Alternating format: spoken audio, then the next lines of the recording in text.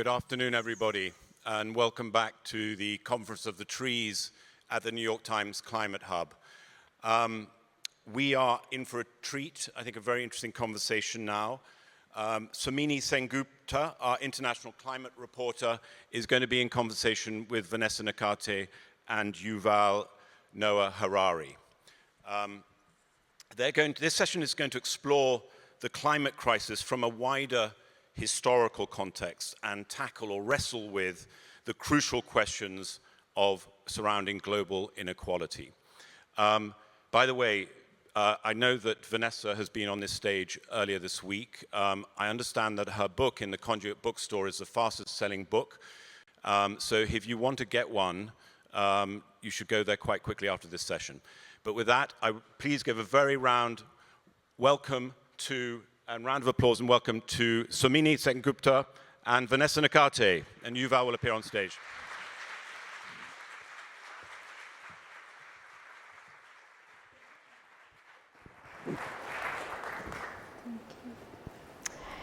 Hi, everyone. Welcome.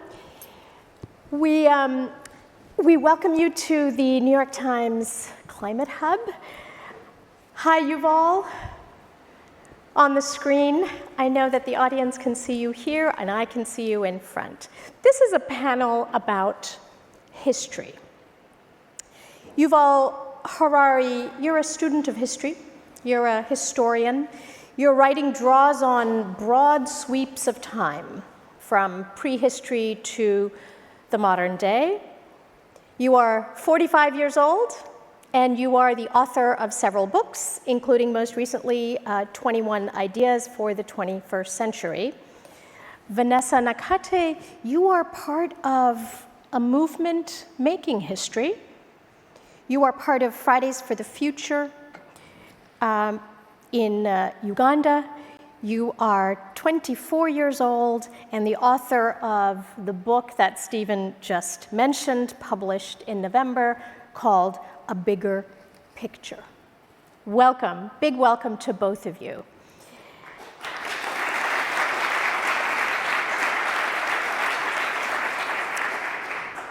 Yuval, let me start with you first.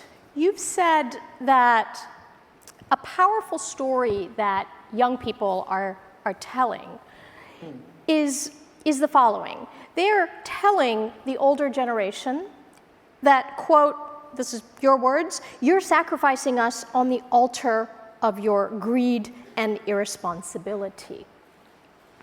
I wonder if there has been another moment in history or another movement where this storyline has been effective or even has been used to push for change. I mean, it's a well-known story. This is why it's effective. I mean, part of the problem of the climate movement earlier was that it didn't have a powerful enough story. Climate change is too nebulous. If you think about it like a Hollywood blockbuster, so people would go to see a disaster movie with a title like Tornado, or Volcano, or Invasion of the Giant Ants. But almost nobody would go to see a movie whose title is 2 degrees Celsius increase over pre-industrial levels. It wasn't a clear and powerful enough story. And then the new activists, the young generation, came up with a very old story, a very old trope, going back to Abraham and Isaac, or Agamemnon and Iphigenia, of the old sacrificing the young. And this resonated far more powerfully. People could connect to it, could understand immediately what is at stake. And we need such powerful stories in order to change history. Yeah. You know, there's also been another storyline all this time. And in some ways, it's also a very old storyline, which is that rich countries have sacrificed the well-being of poor countries for 150 years. And in that period, of course, has also come not just industrialization, but colonialism. And of course, before that, the slave trade.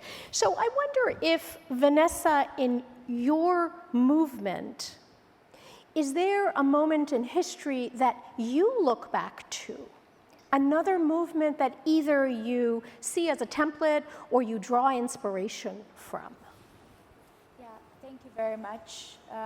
One of the movements that I really grow and get inspiration from is the Green Belt movement, which was founded by Wangari Maathai. And Wangari Maathai is someone very special to me, but someone I got to know and learn about so recently, not like in school. And I wish that she was someone that we were learning about in school, about her movement which focused on, planting of trees, environmental conservation, women's rights. And from some of the things that I have learned from Wangari Maathai, that is where I've learned some of the connections of the climate crisis and other issues like the climate crisis and women's rights or girls' rights, the climate crisis and eradication of poverty, and how all these things are interconnected. So I would say that Wangari Maathai and the Green Belt movement has been a very powerful inspiration for me and the work that we've done in Uganda. And I want you to feel free, Yuval and Vanessa, to respond to what you're hearing the other person say. Indeed, I think it would be extremely valuable if students all over the world were to learn more about Wangari Maathai's work, her commitment. Vanessa, for you now first, we are at this really critical juncture in the COP26 summit that's going on down the road over there. This is sort of the sprint. The last 3 days of negotiations are underway. Where are we now, in your view? The climate tracker report that came out earlier this week that you in the audience will be familiar with said that the world is on track to warm by 2.4 degrees. And that is the story that climate scientists have been, after all, trying to tell, that it's urgent to limit warming to 1.5 degrees. So, Vanessa, how will history judge this summit if the countries of the world, particularly the big polluter countries, cannot limit temperature rise to 1.5? Yeah, the first thing I would like to say is that 2.4 degrees is a death sentence for very many communities. As we have been advocating and talking about limiting global temperatures to 1.5 degrees, it's important for people to know that even at 1.2 degrees, it has been hell for so many communities in my country. That's where we are now. Exactly. We are about at 1.2 degrees, yeah. Across the African continent, the climate crisis has been ravaging vast parts of the African continent. Many people have lost their farms, many people are losing their businesses, many people have lost their lives. So this is what is happening at 1.2. The weather patterns are changing, they're being disrupted. We are seeing more extreme weather events across the African continent. And this is one of the disconnections that I have been talking about. What we think that 1.5 is our salvation, and yet still at 1.5, it won't be safe for very many communities. But if we are on a pathway to 2.4, that is a death sentence for millions of people across the world.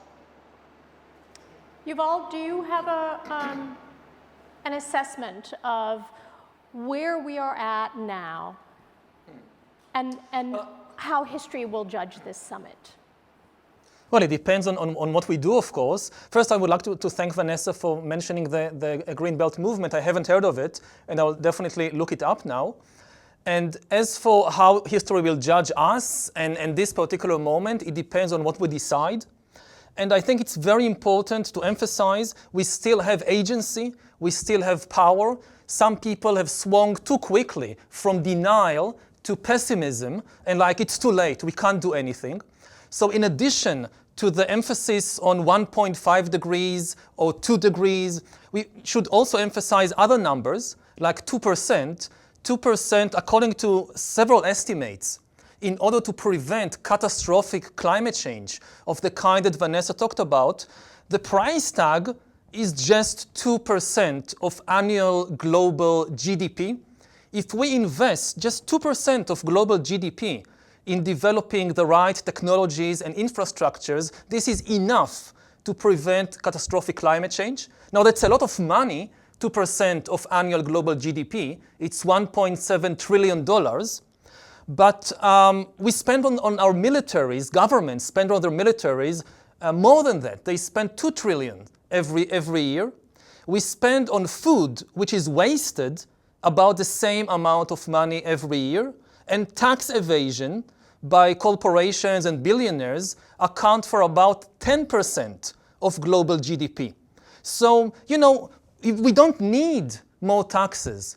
We just need to collect the old taxes, the existing taxes, and there is enough money in the world, if it is invested in the right places, to prevent the catastrophe. If we don't do it, future generations, if they exist, will blame us, and rightly.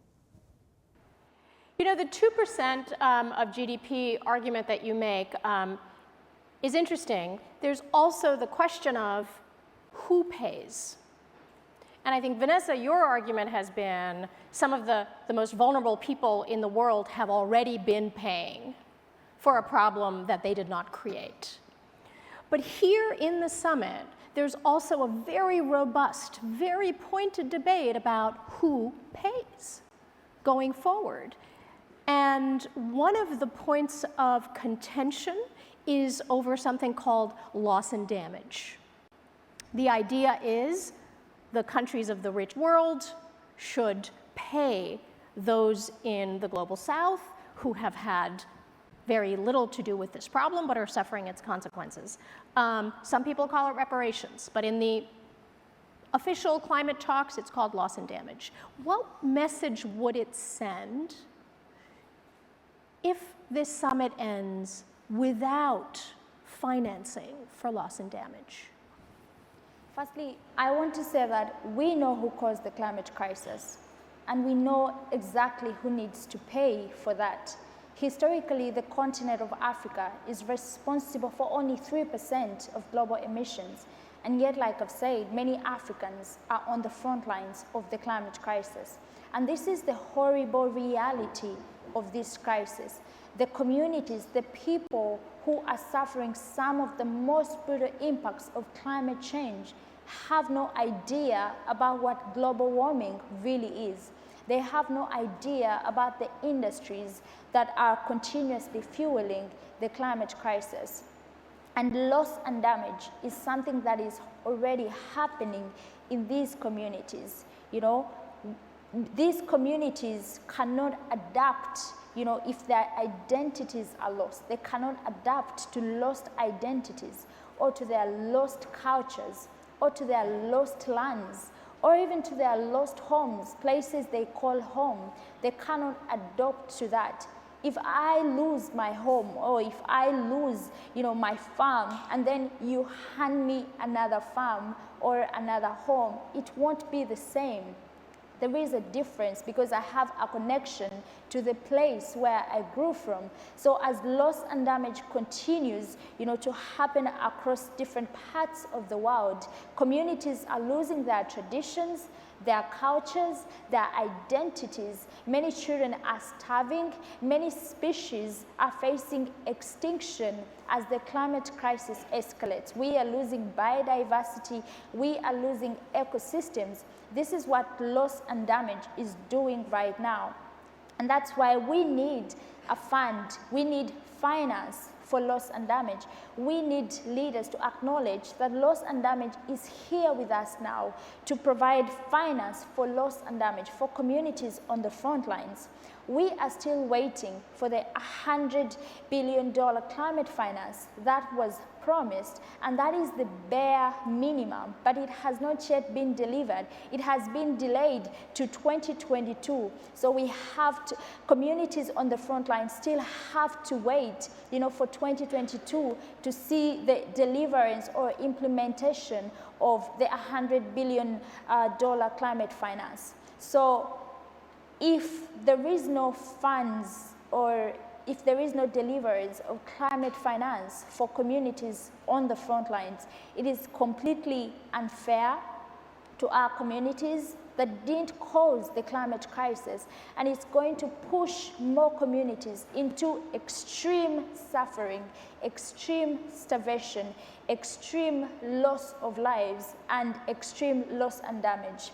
Because any more delays, there is something I said at an action that we were doing, and it was a delay here and a delay there, a broken promise here and a broken promise there, a commitment here and a commitment there, and then leaders just sit back. What do you expect? Loss and damage. So the more we see more promises being broken, the more we see these delays of climate finance, it means loss and damage for our communities.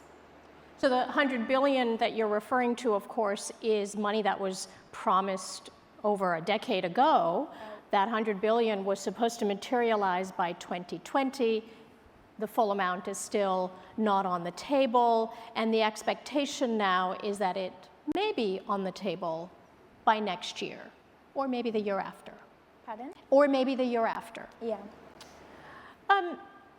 Given this, and given what you've said about both the sort of tangible GDP losses and the intangible losses of culture, of identity, of nature, right, which we haven't quite put a price tag on. Given all of that, where does your movement go from here? Where does your movement go on Saturday when, in principle, the summit ends? We continue to strike, we continue to organize, we continue to mobilize, because we cannot give up right now. We cannot give up everything that we have done until now. So the movement continues to speak up, to strike, to organize, to mobilize, and to demand for climate justice. Because if we stop, then the situation could get much worse. So we don't give up. I'm curious, do your tactics change? Does your message change in any way, given what you're seeing here? I don't think the message changes because it's still the same climate crisis.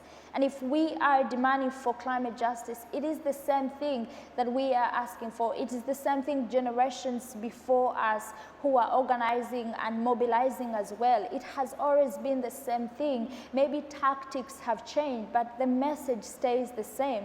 We want a future, but now we want a present and future because the present itself is already catastrophic. So we want a present and a future that is sustainable, that is healthy, that is clean and equitable for all of us. So the message remains the same, rising up for the people and for the planet.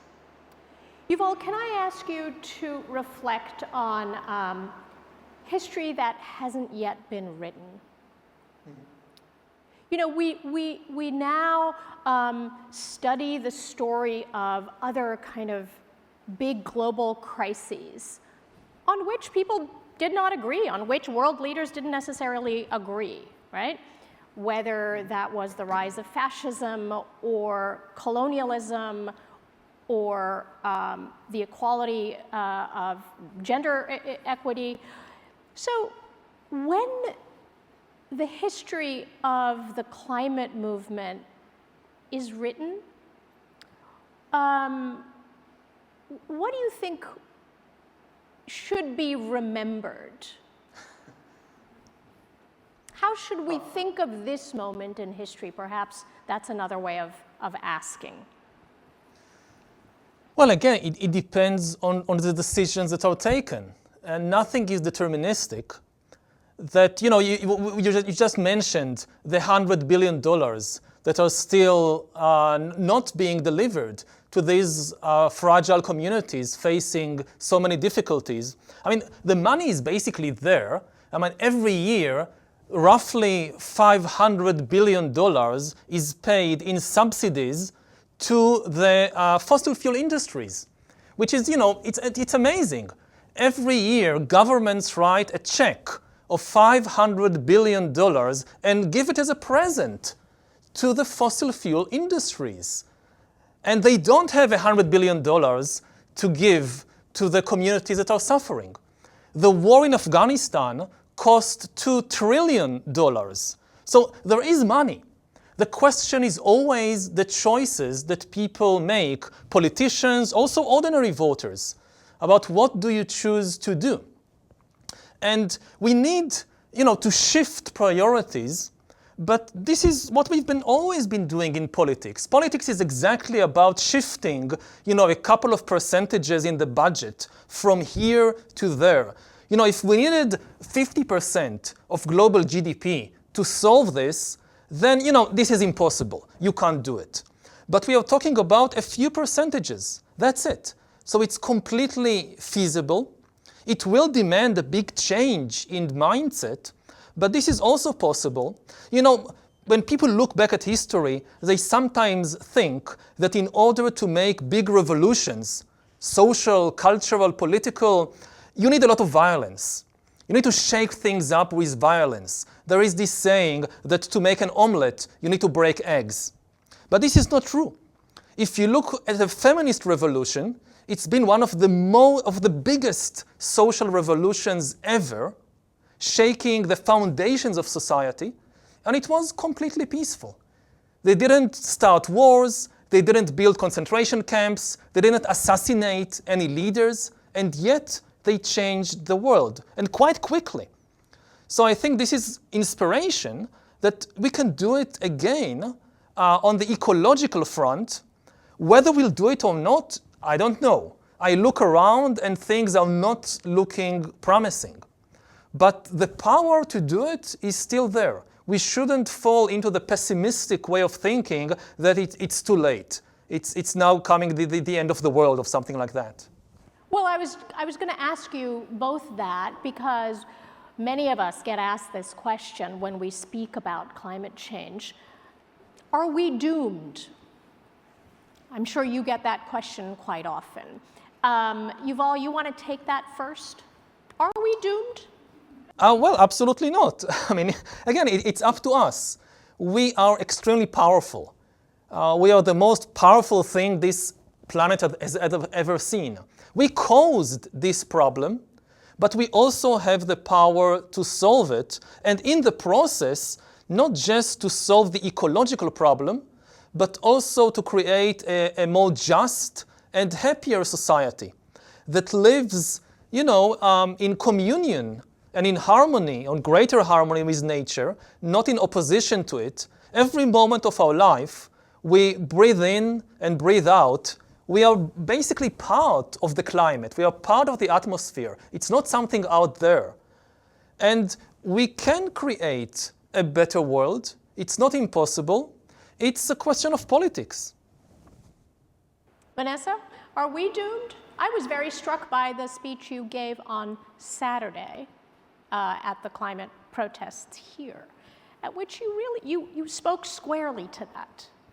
It depends, because we may be facing the same storm, but we are in different boats. What I mean, the communities who may be in boats that are much weaker. There are communities which may be in boats that are already sinking or boats that are already on fire. And there are also communities that are in way stronger boats and can still withstand, while other communities are put to nothing. So the question of doom, it really depends, because there are communities that are being destroyed right now because of the climate crisis. We are not going to reach a specific point whereby it's going to be a whole sweeping away of the whole world for us to say that we are finally doomed. And I think, when people ask the question of doom, I think some people ask it from a place of privilege because they haven't seen, they still feel like we have more time to protect the planet, to stop the warming of the planet. But I can say for communities that are losing schools or losing farms or losing homes or losing businesses, or where people are dying, or where girls are dropping out of school, girls are being forced into early marriages, that is not good at all. So we may be facing the same storm, but we are in different boats. And that is the horrible reality of the climate crisis. I'm struck by how on that very simple question, Yuval, you emphasized your answer was about whether we are doomed, and you said nothing is predetermined. Vanessa, your emphasis was on the we. Which we are we talking about?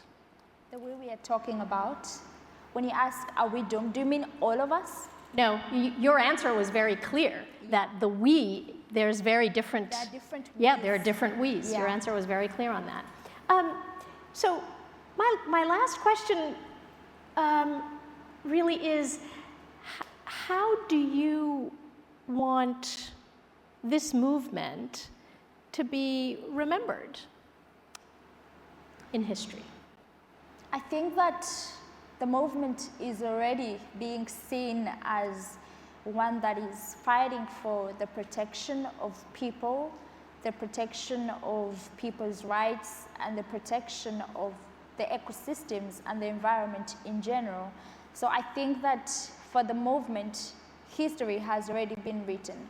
Young people have organized and mobilized to demand for a future that is healthy for all of us.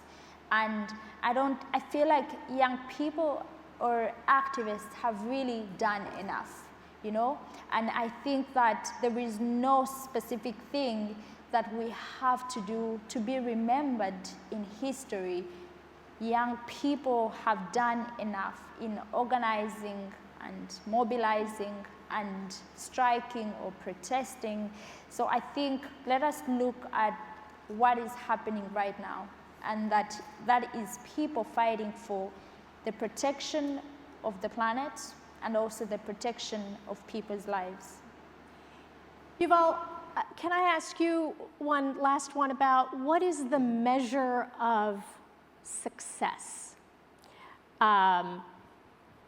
Is it to reach the 1.5 target?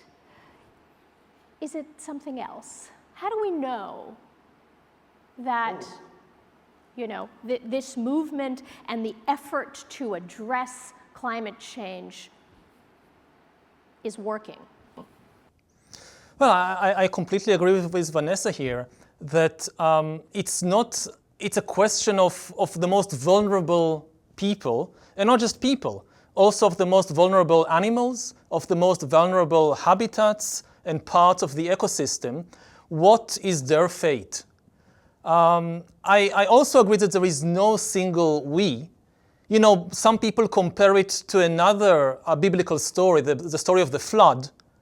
And there is a very sinister message there, that there is a danger that some people, the usual suspects, will save themselves from whatever happens using a new ark, a technological Noah's Ark, that will allow them to survive the flood, whereas many people, maybe most people, most animals, most habitats will be destroyed. So we need to measure our success not by some abstract number like 1.5%, and not by the survival of, the richest people or the most developed countries, but by what happens to the most vulnerable members of the ecological system. Again, whether humans or non-humans. I think it's, and I'm sorry you're not here, Yuval, but this is an exceptional space with which to consider that and really end on that note, because we are surrounded by trees here in the Conference of Trees. who don't exactly have a voice, but who we might want to just take a moment and listen to. So I thank you, Yuval Harari, for joining us from Tel Aviv. I thank you, Vanessa Nakate, for joining us here. And I thank our audience here and everywhere else.